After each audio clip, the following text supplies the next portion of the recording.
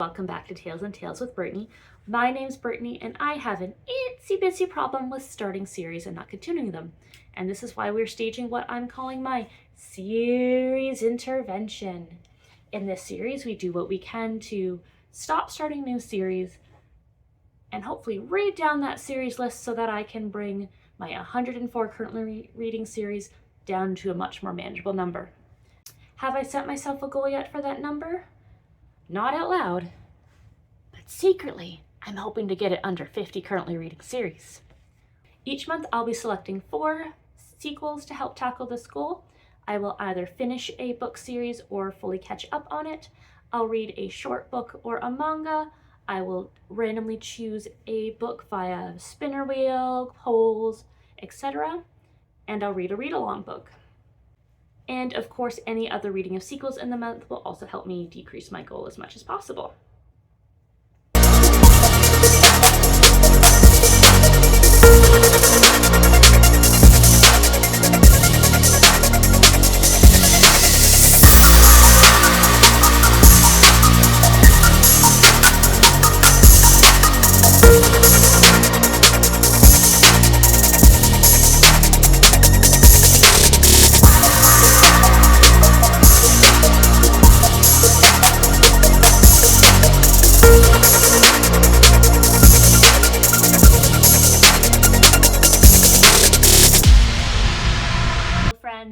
Today I'm going to be starting my first book for the August series challenge or series intervention. It is Friday, July the 27th, starting a little bit early because my audiobook will be due back in 13 days, and it's a chunky audiobook of a whole 21 hours. I will be starting Mother of Death and Dawn, which is the 3rd book in the Daughter of No Worlds series or the War of Lost Heart series. Overall, I did really love Daughter of No Worlds. I gave it 5 stars, but I gave the sequel, the 2nd book, Children of Fallen Gods, only 3.5 stars. Found that it suffered a little bit from middle book syndrome and focused a lot more on the fantasy and on plot than on the actual romance. The series is definitely more fantasy and plot heavy with a side of romance. The War of Lost Heart series follows a formerly enslaved woman named Tisana as she comes to terms with her powers and goes through an apprenticeship and ultimately enters into kind of a war, but also attempts to free her fellow former enslaved individuals and kind of follows along with her process. It also includes the apprenticeship to friends to lovers situation, which is not usually a trope I tend to like, but overall I really enjoyed the actual plot and the world building in this series. Carissa Broadbent is pretty great at writing fantasy, and I'm excited to kind of continue on in the series and find out everything that's going on with Tisana and Maxentarius, considering the big cliffhanger that was left off in Children of Fallen Gods. So let's kind of get ourselves started. My goal today is probably to listen to 1 or 2 more hours of the audiobook. I am expecting a delivery today of a laminator and lamination supplies to hopefully help upgrade my TBR game, Cats on a Bookshelf, a little bit. Say hi, Mr. Bean. Hello.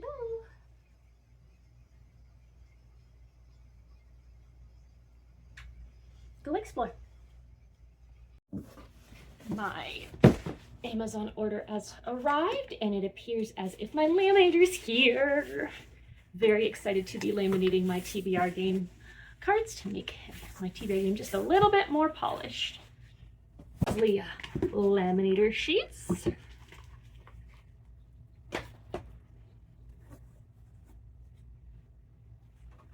Bean. And a lovely thermal laminator. Very exciting.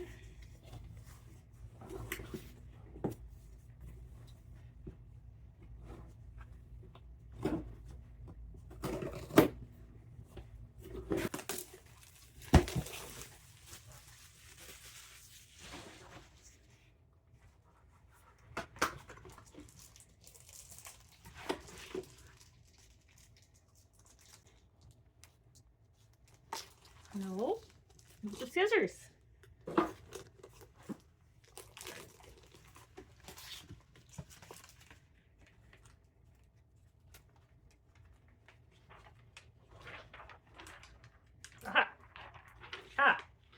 Bean. That is hot. Alrighty.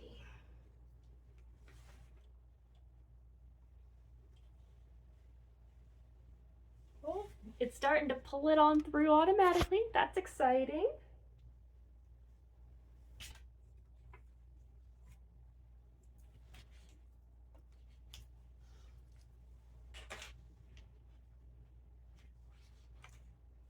No, Mr. Bean.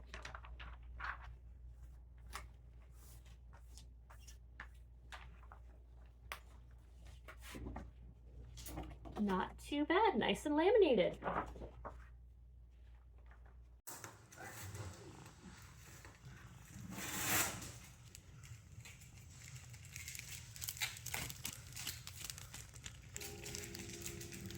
Hello, we are at about the 35% mark of Mother of Death and Dawn.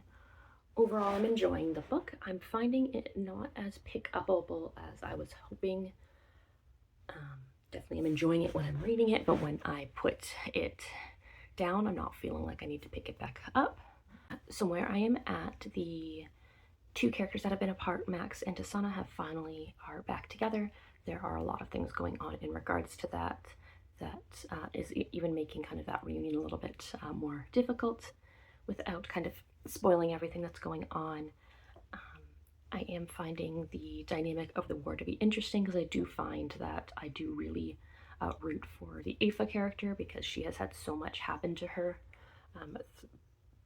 and forced on her by the other side of the war. I'm hoping it'll pick up a little bit more. This is just going to be a book I'm going to have to push myself through. I am concerned that I might not be able to finish it before Libby takes it back in about 10 days, since I'm finding I'm only able to do about an hour to an hour and a half of audio listening, and I have per day, and I have about 15 hours left of the audiobook, and I'm just finding myself wanting to switch to another book. Definitely want to continue on in the story, but it's not something I want to immediately binge, and I'm kind of worrying about the time frame that I have left. I am visiting my grandparents this weekend. My mom is up visiting, and so is my sister. So I do believe we are going to go to Campin' Fest today, which is a big arts and antique festival in Barrie that I did have about 3-hour drive to get here yesterday, and I kind of bounced between listening to Mother of Death and Dawn. I listened to a little bit of Orc and the Innkeeper, and I listened a little bit to Mafia Scars, because I apparently decided a few days ago I wanted to pick up a Mafia book and had trouble finding ones in my existing series, so why not pick up the second book in a series and a book I haven't read in over 3 years. But we will go on our adventures for today.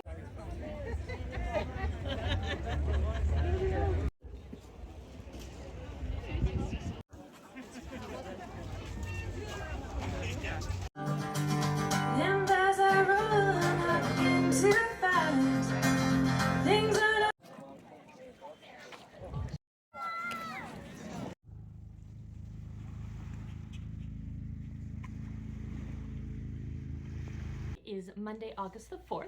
It's a civic holiday or a long weekend here in Canada. I am now back home. I spent the day yesterday driving home from visiting with my family, about a 2.5-hour drive, so I did get a decent amount of listening in.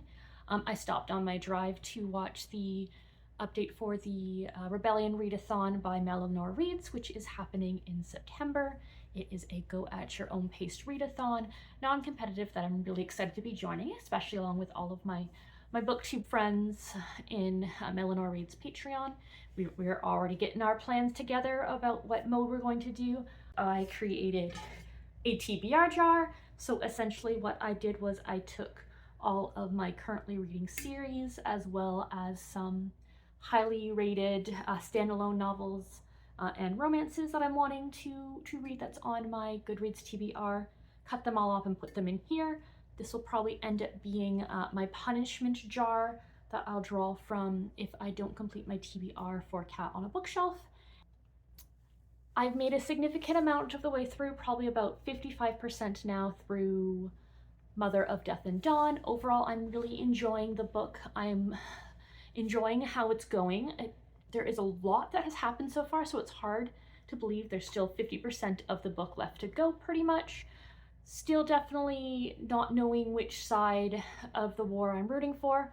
Not really rooting for a side of the war, but I'm both really excited about the Cadwyn and Aoife storyline, but also about the Max Antarius and Asana storyline. I'm curious how these two storylines are going to mesh together to hopefully have a happy ending. I am worried that one of the couples will not have a happy ending. We are at a point where Desana and Max are back together, which is exciting. There were some, without being too spoilery, there were some memory issues going on, and that seems to have resolved. But there is definitely still a lot of plot left to happen. It seems a whole half of a book. They seem to have gotten at least their first item that they seem to be searching for. I'm not too sure if they're going to start searching for another item, potentially. We'll see what happens. I'm kind of confused about where we are going in our storyline, but overall I'm really enjoying myself so far. It's reading about a 4.5 star. I have decided that I'm not going to continue to be playing Libby Chicken, as I had mentioned previously. I am having company over the next few days, and so it's just going to be impossible for me to finish up this series when my book is due in 5 days. I'll definitely continue to make as much progress as I can before Libby takes back my audiobook, but then I'll just finish it up with Spotify hours. All right, it is Friday, August the 8th. I have not made a lot of reading progress this week. I had my mom staying with me from Tuesday, Wednesday, and Thursday, and I also was out to dinner with some friends on Thursday night, so not a lot of reading time this week. Somehow a lot of socializing time this week, which is not normal for me. Usually I'm very much a homebody. I am about 2/3 of the way, about 66% into Mother of Death and Dawn.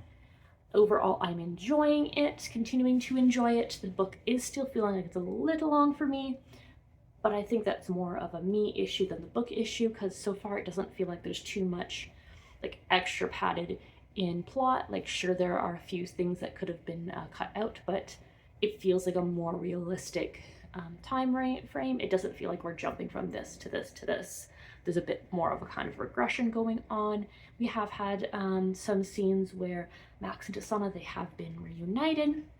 I have also seen a scene with Max, Desana, and Aoife, or Reshe. Very excited to for that. Definitely perked my interest more. Definitely want to continue on. There were a few more triggering scenes that did happen as well, but were kind of necessary scenes. Overall, I'm enjoying the book. I do find that I wish it was a little bit shorter. I feel like an 18-hour length would have been a little bit more nice, at least for me. I just find that the moment an audiobook hits 20 plus hours, it just takes me forever to read it. I just drag my feet through reading it. It feels like every hour that I spend listening to it makes minimal to no progress. Just some books that are kind of bigger like this tend to take me a while to read. I do think I will be successful in finishing this. In the past, some bigger books like The Discovery of Witches have taken me multiple attempts to read. Outlander, I think, took me 4 or 5 attempts before I was finally able to complete the book. Multiple soft DNFing, multiple starting over. But I'm hoping to definitely finish Mother of Death and Dawn. I was able to source the prequel novella about Max Antarius, Ash and Sun. I was able to find that on Carissa Broadbent's website. Unfortunately, that appears to be a novella that I will have to read with my eyeballs and not with my ears, which is going to be interesting because I'm a very slow reader. So we'll see if I get to Ash and Sun this month. I am really hoping to knock a book series off of my currently reading list, which would be fantastic, especially so I can continue on with my attempting to cut back on books. But we shall see.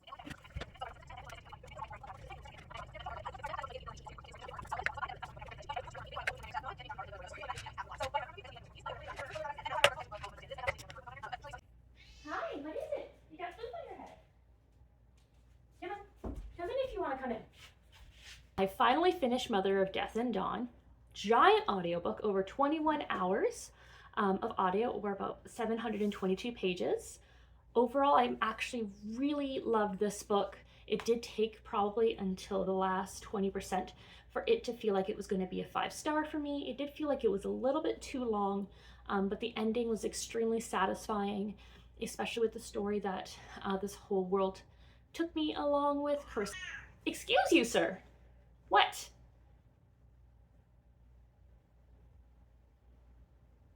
You didn't like the book? Well, that's too bad. I enjoyed it. The world that Carissa Broadbent made in The War of Lost Hearts is a stunning, beautiful world. It's complex. The characters are quite complex. They are not two-dimensional. They have flaws. They have had tragic backstories. They have made huge mistakes in their past. In fact, kind of our male lead has accidentally slaughtered most of his family while he wasn't in control of his body. It's overall very deep and complex characters. I did really enjoy kind of the storyline that Max Antarius and Tisana and Aoife was taken on. It was a very beautiful story arc. There was a lot of, despite there being some more bittersweet moments at the ending, characters even are really self-righteous ones. They are flawed and no one is kind of entirely perfect.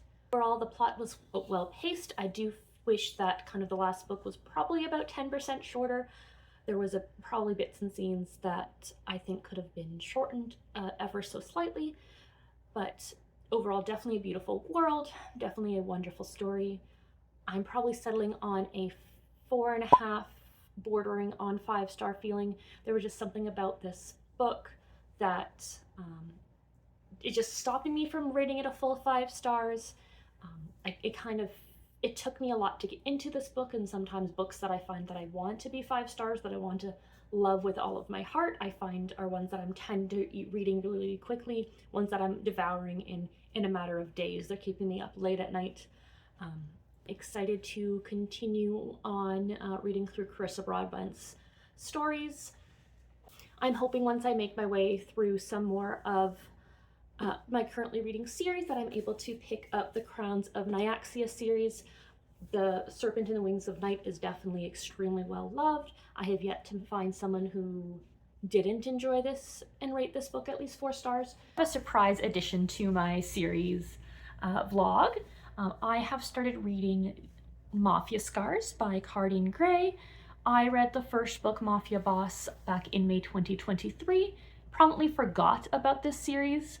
But I was really craving for a mafia romance book, and unfortunately all of my other mafia romance currently reading series had a little bit of a long lineup to get them, or I wasn't able to find the audiobook in English without having to spend a credit or spend money on it.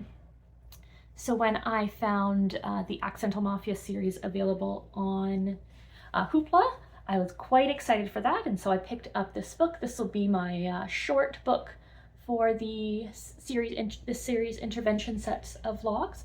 I am, I believe, about 40% in. Overall, I am enjoying the book. It's reading like a standard quick to read romance. It is a romance between a cop, or like a police officer, and someone who is high up in the mafia.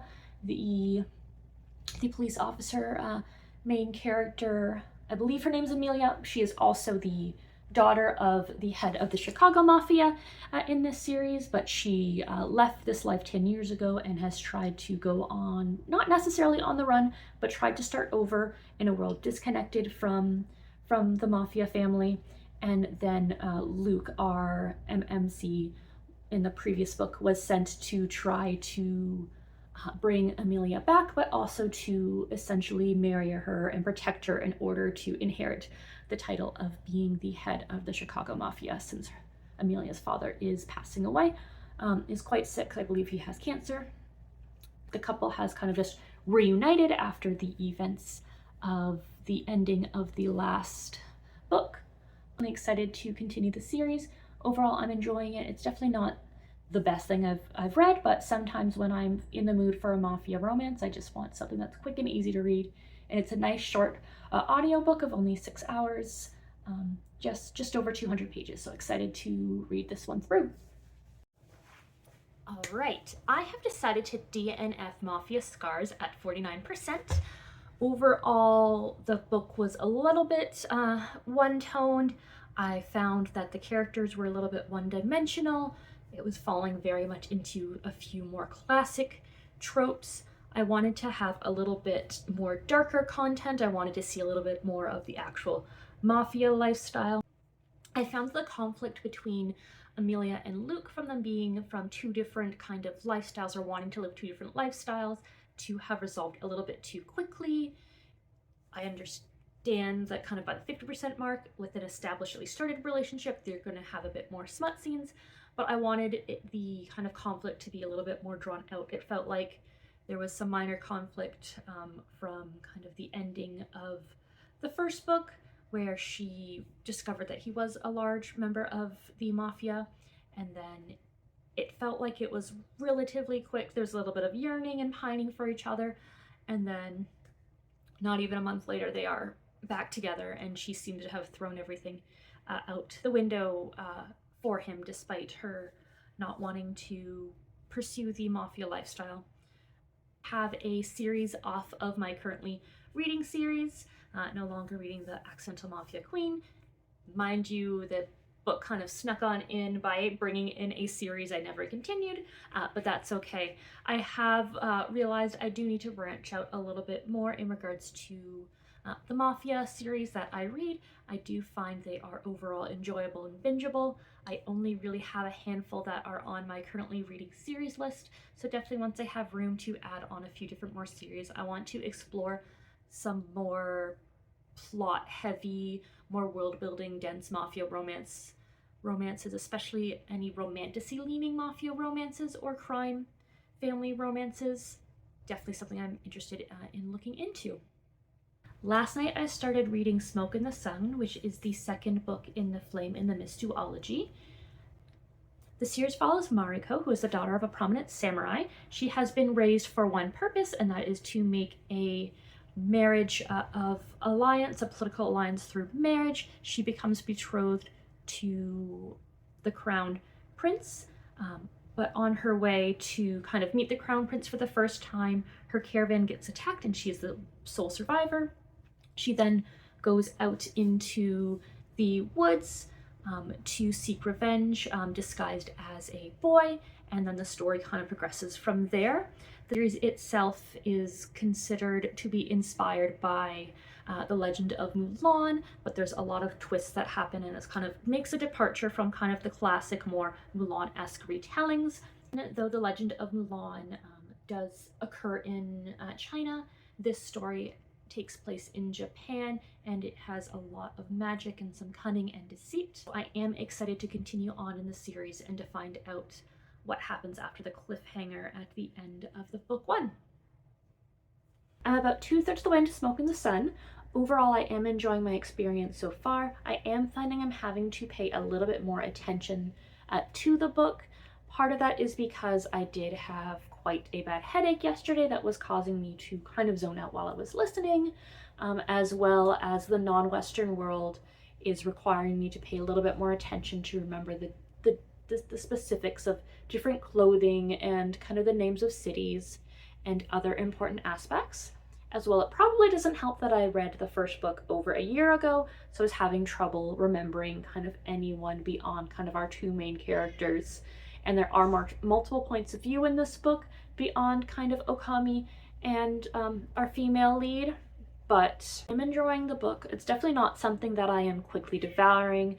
I am enjoying that I am being exposed to a fantasy that is in a non-Western setting. I am liking where the story is going.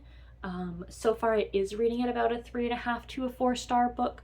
We'll see kind of how the ending ends up changing that.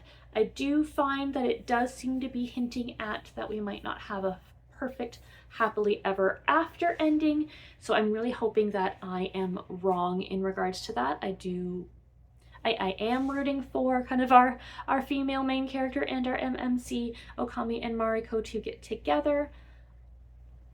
I'm not too sure how that's fully going to take effect at this point. It doesn't look like that might be how our story is heading, and that it's kind of heading into a direction that we might have a bit of a tragedy. But fingers crossed that things turn out, because I do prefer my books to have a happily ever after. Hello friends, I have finally finished Smoke in the Sun, which is the second book in the Flame in the Mist duology. Overall, I enjoyed this book. It did take me a fair bit of time to get into the book and kind of to start to enjoy the characters and kind of to remember, kind of have the recap from book one. Feel like I would have had a much better experience if I had read this book within a few months of reading Flame in the Mist. It was hard for me to get back into the world and to remember the names of characters and the storyline that was going on and the subtle magic system, considering I did read the first book over a year and 3 months ago. So I think it would have been a much more enjoyable experience if I had read it shortly after the first book.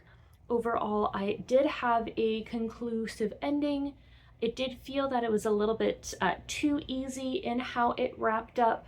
I kind of got to the 90% mark and I was wondering how everything was going to wrap up. It just felt like more things were building on before further things could happen. It just felt as if the happily ever after ending that happened a little bit too conveniently, a little bit too quickly. I would have wanted to see kind of another few chapters of kind of everything that happened after the big conflict that occurred at the end of the story, and it just felt a little bit too convenient, a little bit too much like trying to be a fairy tale ending. I would have actually been probably far more satisfied had things not been happily ever after for our main characters.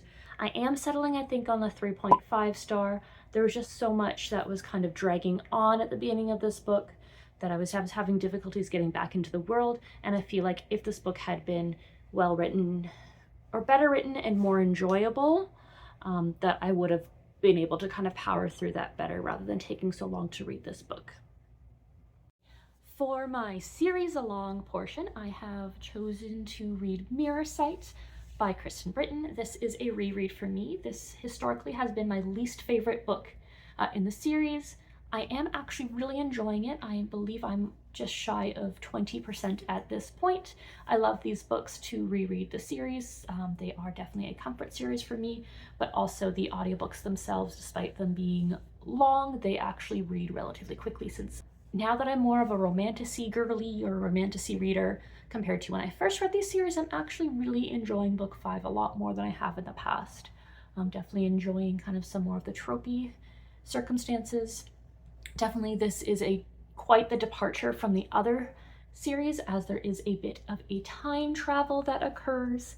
We've gone a little bit into the future, and we kind of are having a completely different society in this book. And if you have any steampunk romantasy recommendations, definitely leave them down below. I am about a third of the way into Mirror Sight by Kristen Britton. Overall, of all of my rereads, I'm enjoying this reread the most. I'm really enjoying kind of the build up of the romance in this book. I do find out of all of the books, it is the most romance forward. We spend, I would say, 90% of this book is spent with our main character, Kerrigan, whereas I find previous books, other than the first book, to be a bit more 70% with Kerrigan, 30% with other characters. Previously, this has been my least favorite book in the series, only because it tends to feel like a book that wasn't really necessary to the progression of the story. There's a lot that happens in this book that I find isn't essential for the overall story arc that is kind of in this series so far. We'll definitely see if a lot more of the things that happen in book 5 tend to carry on and be more influential in the later books.